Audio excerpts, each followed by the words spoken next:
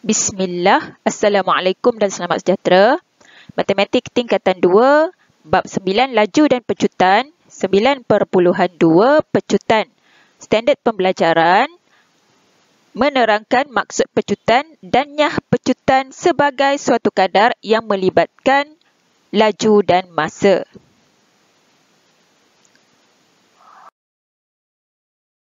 Pecutan dan nyah pecutan.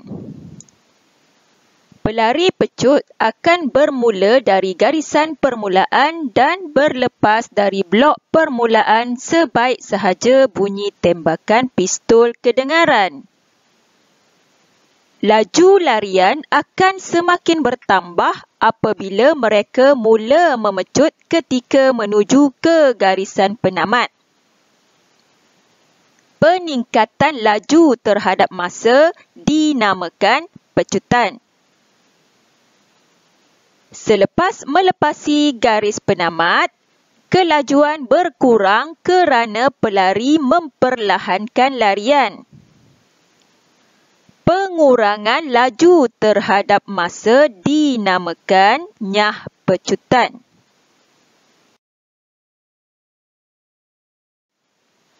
Okey, mari kita lihat aktiviti rangsangan minda muka surat 179. Okey, aktiviti ini bertujuan menerangkan maksud pecutan dan nyah pecutan. Okey, bahan yang diperlukan ialah lembaran kerja. Okey, mari kita lihat apa yang perlu dilakukan. Lihat bacaan speedometer dan masa yang diberikan. Lengkapkan jadual yang diberikan. Okey, berdasarkan jadual yang perlu kita isi, okey, kita perlu lengkapkan masa, laju awal, laju akhir serta pecutan. Okey, untuk pecutan, kita akan kira perubahan laju bahagi masa yang diambil. Okey, untuk perubahan laju, kita akan ambil laju akhir tolak laju awal. Okey, mari kita lengkapkan sama-sama. Okay, untuk bacaan yang pertama, masa 20 minit, bacaan laju awal 40 km per jam. Okay, bacaan laju akhir 110 km per jam. Okay, jadi untuk pecutan bersamaan 110 tolak 40 km per jam bahagi 20 minit bersamaan 3.5 km per jam per minit. Okey, untuk bacaan yang kedua, masa 5 saat, bacaan laju awal 80 km per jam, bacaan laju akhir 120 km per jam. Okey, seterusnya untuk pecutan bersamaan 120 tolak 80 km per jam bahagi 5 saat bersamaan 8 km per jam per saat. Okay, seterusnya, bacaan yang ketiga, masa 20 saat, bacaan laju awal 50 km per jam, bacaan laju akhir 80 km per jam. Okey, untuk pecutan bersamaan 80 tolak 50 km per jam bahagi 20 saat bersamaan 1.5 km per jam per saat. Okey, seterusnya, bacaan yang keempat untuk masa 30 minit, untuk bacaan laju awal 60 km per jam, bacaan laju akhir 0 km per jam. Jadi untuk pecutan bersamaan 0 tolak 60 km per jam bahagi 30 minit bersamaan negatif 2 km per jam per minit. Okey, dan untuk bacaan yang terakhir,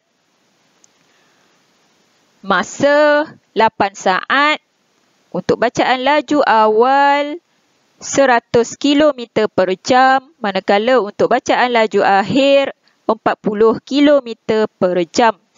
Okey, jadi kita kira untuk pecutan bersamaan 40 tolak 100 km per jam bahagi 8 saat bersamaan negatif 7.5 km per jam per saat. Okey, pelajar perhatikan terdapat nilai positif serta nilai yang negatif.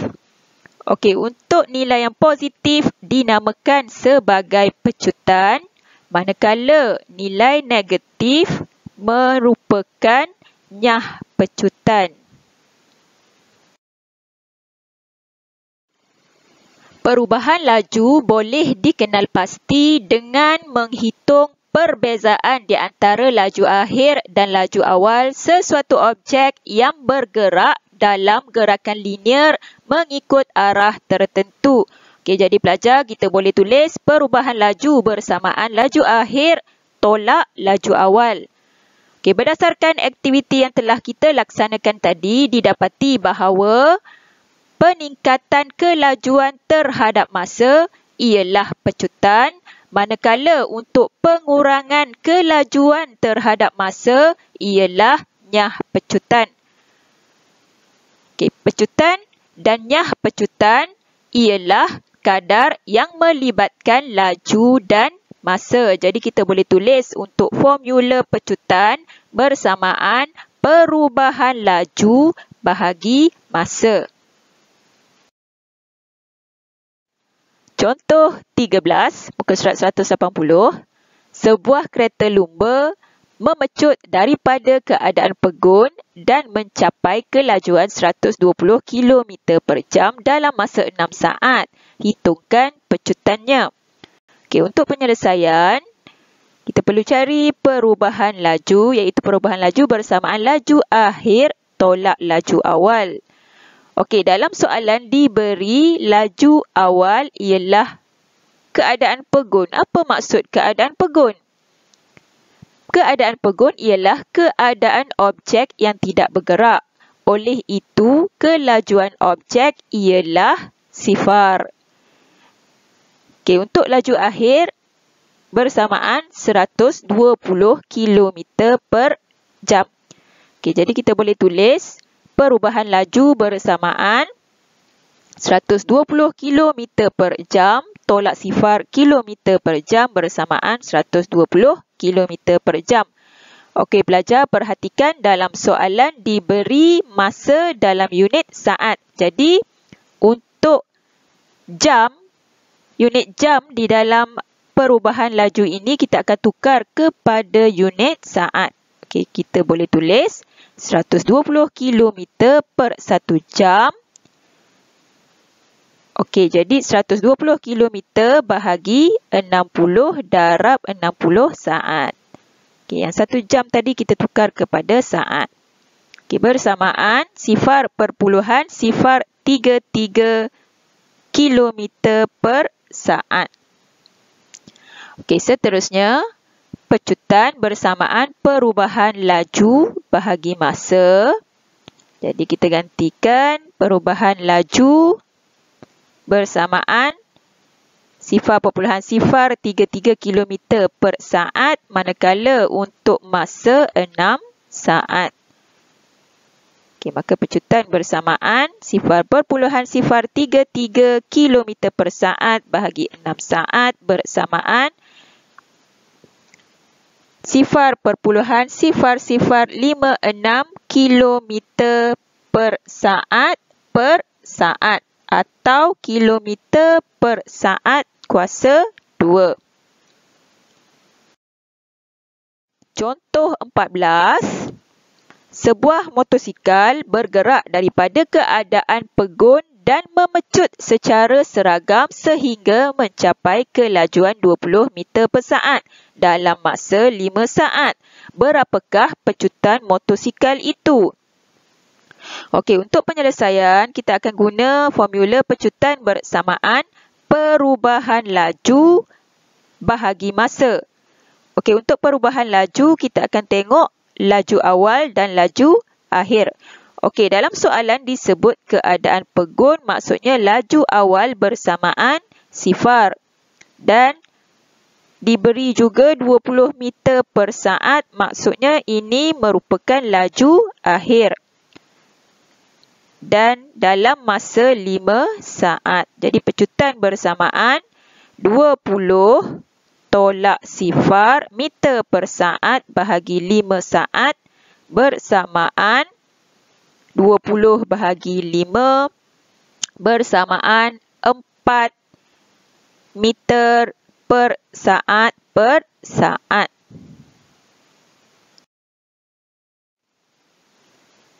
Okey, sambungan dari soalan tadi. Selepas brek ditekan, kelajuan motosikal itu semakin perlahan dengan kadar seragam sehingga berhenti dalam masa 4 saat. Berapakah pecutan motosikal itu? Okey, untuk penyelesaian, sama macam soalan tadi, pecutan bersamaan perubahan laju bahagi masa. Okey, laju awal sama macam soalan yang tadi, bersamaan 20 meter per saat. Manakala laju akhir, sebab dalam soalan dia kata motosikal bergerak sehingga berhenti. Okey, maka laju akhir bersamaan sifar meter per saat.